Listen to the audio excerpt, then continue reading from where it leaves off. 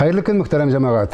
Бүген октябрьнең 8-нче көненә туры килгән җомга иртәсендә сезнең белән туры эфирдә мин Миңназыйм Сәфәров булырмын. Якты киләчәкне сәясәтчеләр кайгырта, якты үткәннәрне тарихчылар, якты бүгенгене журналистлар кайгырта дигән бер фикриясе. Без тормыштагы бүгенге хәлләр турында сөйләшергә журналист галимне чакырдык. Бүгенге кунагыбыз КФУның глобаль һәм медиа чаралары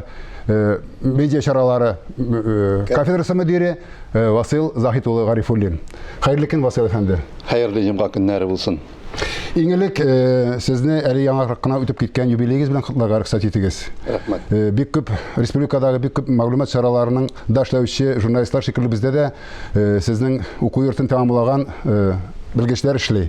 Шуңа күрә бу урында сезнең шуңа багышланган бер сюжетны карап китсәк иде. Әйдәгез.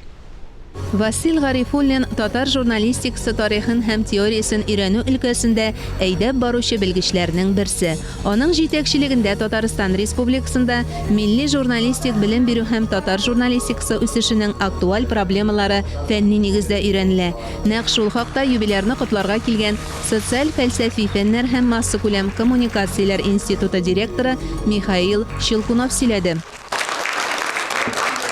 Васил Гарифуллин 1991 елда яшь галимнәр арасында 21 гасыр интеллекты республика конкурсында җиңүче. 1995 елда Россия университетлары программасы буенча грант иясе була. Излекле фәнни тикшеренүләр нәтиҗәсендә ул Казан университетында журналистика юнәлешен әйдәп баручы иң күренекле галим буларак таныла. Озак еллар декан булып эшли. Миңа әлеге вазифа ышанычлы куллардан тапшырылды дип искә алды хәзерге декан Леонид Толчинский. Татарстанның масса күләм гаммәви чараларын җитәкләүчеләрнең яисә журналист булып эшләүчеләрнең күбесе аның шәкертләре. Шул исәптән Татмедиа матбугат һәм масса күләм коммуникацияләр агентлыгы җитәкчесе Айдар Сәлимгәрәевтә. Журналистлар остазын Татарстан журналистлар берлеге Хәтер китабы музей оешмасы исеменнән тәбрик иттеләр һәм әлбәттә инде сәхнә тутырып хезмәт коллективы да котлады. Мин аны чын күңелдән котлыйм. Бик хөрмәт итәм, яратам аны кебек кешеләр бүгенге көндә бик аз. Сәламәт булсын, бәхетле булсын һәм алга таба да бергә менә шулай эшләргә язсын. Татарстан дәүләт телерадио компаниясе исеменнән котлаган Миңназыйм Сәфәров белән алар бергә укыган, студентлар өчен оештырылган мәдәни түгәрәкләргә дә бергә йөргән. Хатирәләр бүгенгедәй истә, җыр аша яшьлекләренә дә кайтып килде төркемдәшләр.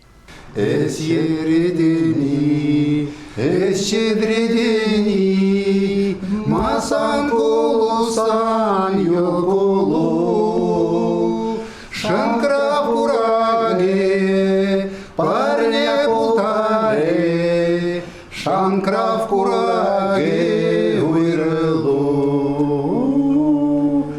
Фән белән шөгыльләнүче галимнәр гадәттә җитди була, әмма Васил Гарифуллин һәр мәсьәләне елмаеп хәл итә ди студентлар.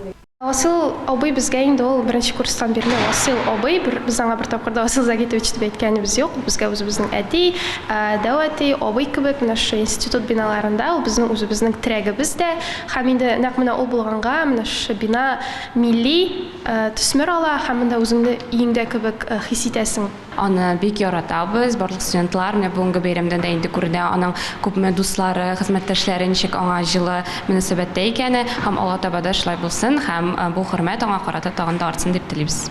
Галим буларак танылудан тыш гармунчы дигән даны да бар Васил Гарифуллинның. Ул баянда уйнарга үзлектән өйрәнгән. Гомумән тормышындагы һәр биеклеккә үз көче, үз тырышлыгы белән ирешкән мөгаллим, остаз. 60 яшь тулу Васил Гарифуллинга яңа биеклеккә максат кую өчен янә бер форсат. Менә шундый сюжет. Рәхмәт. Бик җылы, бик матур сюжет, бик зур рәхмәт. 40 елга якын журналистика Казанында кайнау дәверендә әлбәттә дөньяда бик күп үзгәрешләр булды. Безнең дәвергә туры килде, әллә ничә тапкыр үзгәрдек, үзгәртеп кырдык, җимердек, төзедек дигәндәй. Журналистикада әлбәттә үзгәрми калмый торгандыр инде бу шундый вакытларда. Ләкин менә шундый үзгәрешләрнең кайсысы сезне сөендерә һәм кайсысы киендерә? Әлбәттә, журналистик инде ул җәмгыятьнең көзгесе, җәмгыять белән бергә үзгәрә һәм җәмгыятьтәге үзгәрешләрне иң тиз тоемлаучы өлкәдер дә нәкъ менә журналистика.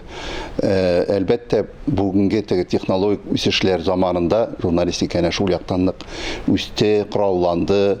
Хәзер инде мәгълүматны алу, үзләштерү җиңеләйде. Аудитория өчен бигрәк тә инде элекке заманда бит инде махсус газет журналларга язылырга, әле аның килгәнен көтәргәме, информация, мәгълүмат инде язып җибәрергә, яңадан ясарга алып килә. Хәзер син телисеңме, теләмисеңме, ул мәгълүмат сиңа көне сәгате белән, минуты, секунды белән килеп җитә. Хәтта син теләмәсәң дә, әйтек синең шул гаджет дидер телефоның аша ул сиңа теге яхшы мәгънәсендә агрессив рәвештә әйтеп миндә ул синең күңелеңне менә шу мәгълүмат басып ала. Нәрсә генә кем әйтмешли үтүкне кушсаң да, аннан мәгълүмат ташкын агыла. Бүген мәгълүмат дөньясында яшибез. Ул журналистлар өчен дә кызыклы инде хәзерге көндә, аннары теге элекке кебек идеологик кысалар да юк бит. Ярамыйлар журналистларга да еркенлек, шул эшләү технологиялары ягыннан бу инде әлбәттә журналистиканың бүгенге өстенлекләре. Инде теге сагынып искә ала торган ягы дисәң, әлбәттә элеккеге журналистиканың үзәгендә барыбер дә кеше, хезмәт кешесе иде. Менә безнең остазыбыз Флорид Агарзановның китабы да бар, үзәктә кеше дигән. Ул аны гомер буе безгә дә әйтә килде, журналистика ул кеше мәнфәгатьләр белән яшәргә тиеш, кешене кайгыртып яшәргә тиеш. Кешенең менә шул рухи үсеше өчен, гомумән кешенең язмышы өчен борчылып яшәргә тиешле өлкә дип. Бүгенге журналистика бераз кеше мәнфәгатьләреннән читкәрәк китте кызганычка. Миңа калса журналистиканың әһәмияте дә, ничек дип әйтим, әһәмияте кимемәде әлбәттә, ләкин җәмгыятьтә икенче планга күчә бара шикелле миңа калса. Бүген һәркем үзен социаль челтәргә керепме, башка җиргә керепме, берәр җөмлә язып, үзен журналист итеп тоючы блогерлар мәсьәләләреме, журналистиканың мәгънәсен җуя төште шикелле. Менә моңа мөнәсәбәтегез ничек сезнең? Борчыласызмы бу нигә? Әлбәттә, монда журналистиканың нәрсә икәнлеген төгәл ачыкларга, монда шикләрне дөрес итеп куя белергә кирәк. Билгеле, без бүген әйткәнемчә шундый коммуникатив чолганышта яшибез, аралашу, менә бу интернет инде шундый зур бер аралашу, теге челтәре пәрәвезәйме бөтен дөньяны биләп алган, һәм анда мәгълүмат шулкадәр күп, ләкин аның бик аз өлеше генә журналистика. Журналистика бит инде ул теге үзәккә җәмгыять мәнфәгатьләрен куеп, җәмгыятьне үстерү өчен көрәшүче дә.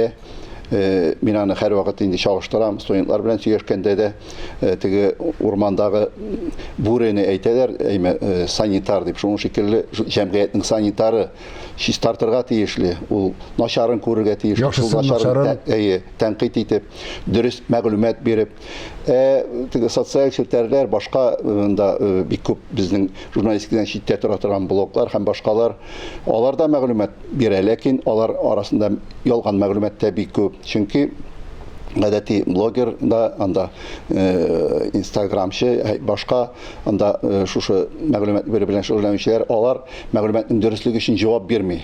Журналист, чын журналист ул мәгълүматның дөрестлеге өчен җавап бирә. Бер, икенче яктан әле ул дөрес итеп сөйләү, җәмгыятьтәге менә сөйләм культурасы, барысы да профессиональ осталык, барысы да журналистта булырга тиеш.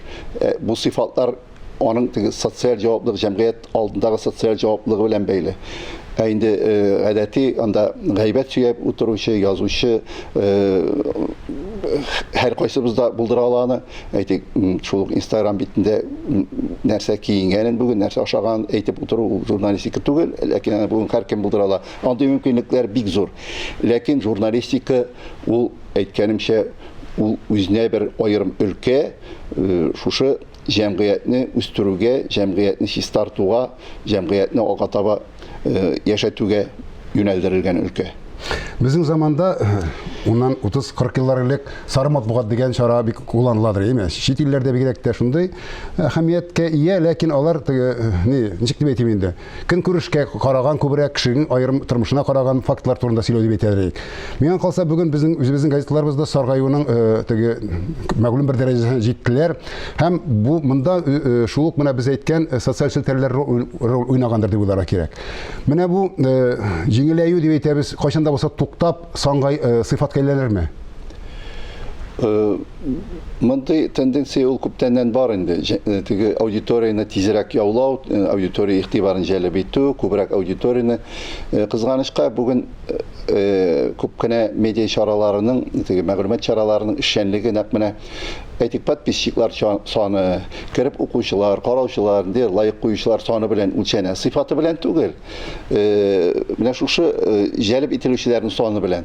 Бу бик тискәре әйбер. Чөнки җәлеп итәргә мөмкин нәрсә белән дә, ниндидер кызыклы, кирәкмәгән әйбер белән, шул сары мәгълүмат белән дә. Сыйфат бит ул башка әйбер. Сыйфат бит ул менә шул җәмгыятьнең кискен проблемаларын анализлый торган, тирән аларның işine тирән үтеп керә торган материаллар. Аларга ихтияҗ һәр вакыт бар.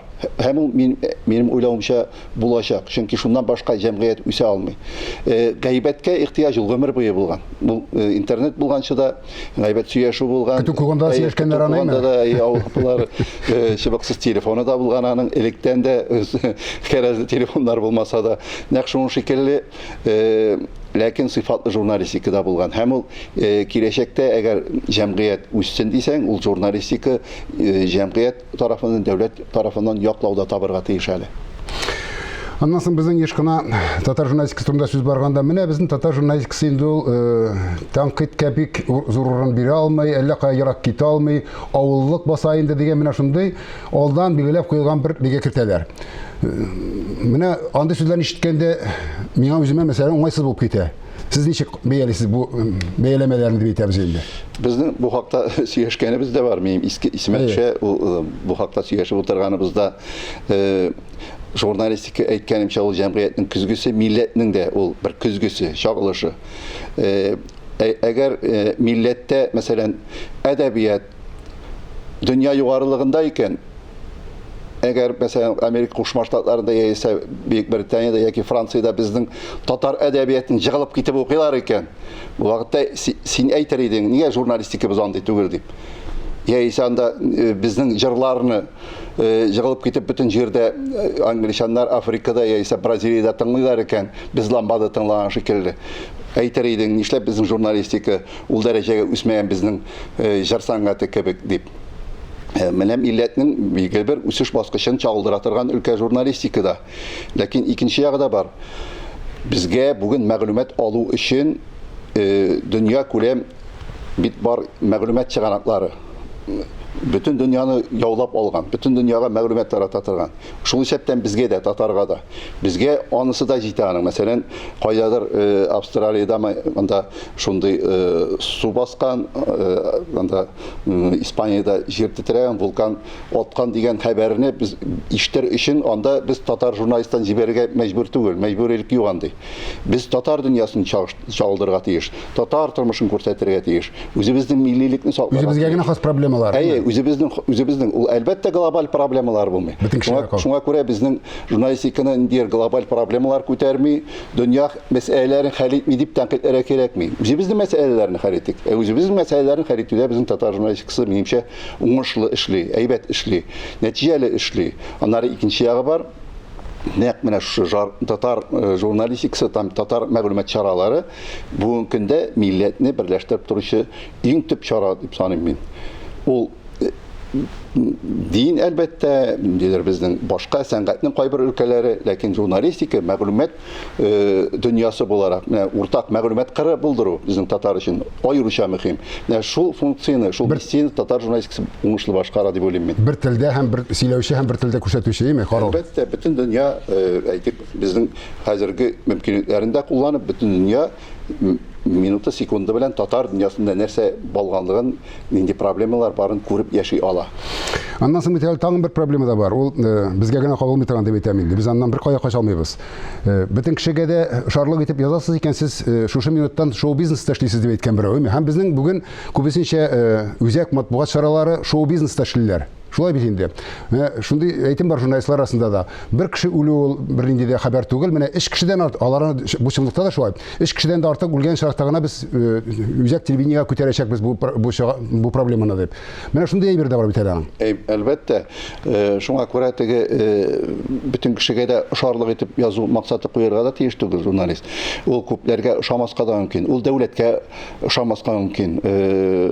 Әйтик ул тиешенчә дөрес итеп тәнкыйть итә, дөрес мәгълүматны бирә икән, ул бит аны кемгәдер ошар өчен бирми. Һәм аны туярга да мөмкин бөтенләй. Кемнеңдер мәнфәгатен канәгатьләндерү өчен бирми. Ул менә шушы проблеманы хәл итер өчен, җәмгыятьне үстерер өчен, шушы кешенең, аерым бер кешенең, яисә анда белмим коллективның, авылның проблемасын хәл итү өчен ул тәнкыйть итәргә мәҗбүр. Һәм тәнкыйть итәргә тиеш тә.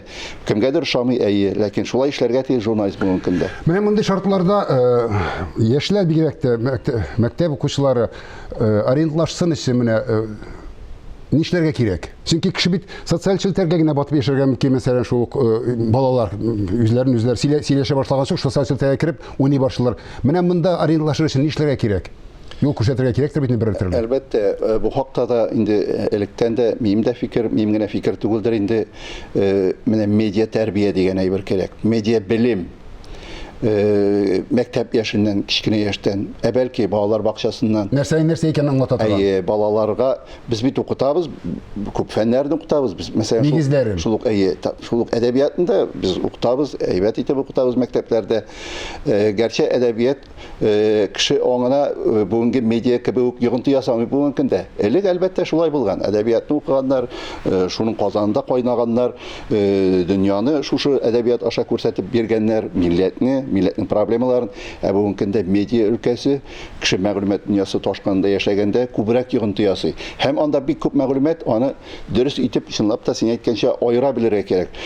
Аера белер өчен аны өйрәтергә кирәк. Мәктәп яшеннән, балалар бакчасыннан махсус дәресләр булырга тиеш, медиа дәресләре булырга тиеш дип саныйм мин. Балалар бакчасында да, мәктәпләрдә дә, вузларда да, гомумән теге журналистлар гына укырга тиеш түгел аны.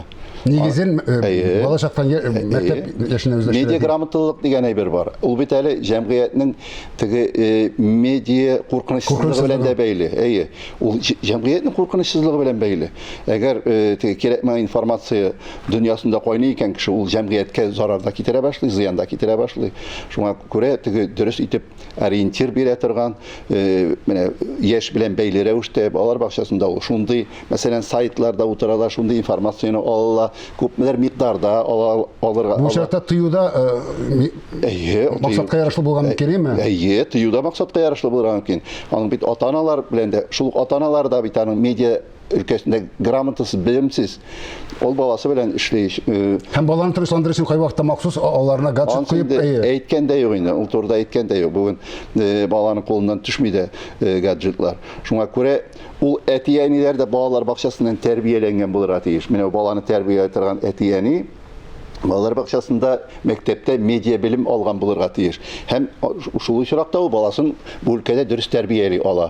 Аның өчен махсус әлбәттә дәреслекләр булырга тиеш, укытучылар, педагоглар булырга тиеш, алар махсус әзерләнергә тиеш. Бу шул кадәр катлаулы өлкә, медиа өлкәсе. Ул бит зур фаҗигаләргә китерә үзен күз алдында. Ул бит әллә каян килми андый фаҗигалар. Мин әйтеп тормыйм инде. Алар килә нәкъ менә шушы медиа грамотасызлык аркасында. Бу өлкәне шул кадәр теге журналистлар да кайвакыт урынсыз дөрес түгел, дөрес итеп файдалана белмиләр, әйтик мәгълүмат ташканын. Шул анда социаль челтәрләре керән дигән мәгълүматны ала да, уларны тикшереп тә тормый дөреслеген. Менә бер генә мисал китерәм.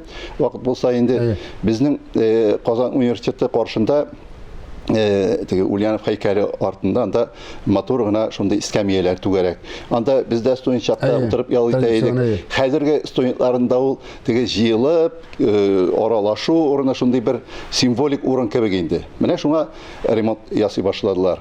Һәм инде шунда берсе язган бер студент инде үзенең Инстаграмында менә анда безнең эскәмияләрне җимерделәр, безгә утырырга урын юк, аралашырга алай гына түгел, безгә тәмәке тартырга урын юк дигән. Беренчедән ул җәмәгать орны тәмәке тартырга әле тыела да, ярамый да. Әйтик, анда аңлар идең, әгәр зарланып ясалар җимерелгән дип, ничек моны төзәтмиләр дип. Бу төзәткәннәре тәнкыйть итеп яза. Һәм газет журналлар шуны күтәреп язалар, менә Казан университетында шундый хәлләр дип. Монда сыйфатлы журналистика менә шунда кирәк була инде. Барда тикшерсәң, журналист икәнсең, барып кара, өйрән, бу ничә көндә ремонт ясап бетерәчәкләр һәм ремонт ясалганнан соң нинди хәлгә киләчәк. Менә шул турыда информация дөрес мәгълүматны бир. Кызганычка каршы вакытыбыз азагына якынлашты, Васил әфәндеме? Бу турыда күп сөйләшергә була. Алга таба шулай журналистика турында сөйләшеп, журналистиканы аңлатып, җәмгыятькә яшәргә насыйп булсын. Амин, иншалла, шулай булсын. Тормышыбыз ак һәм кара төсләрдә генә тормаса дигән теләктә бүгенгә сезнең белән сау булашам. Исәнлектә күрешик.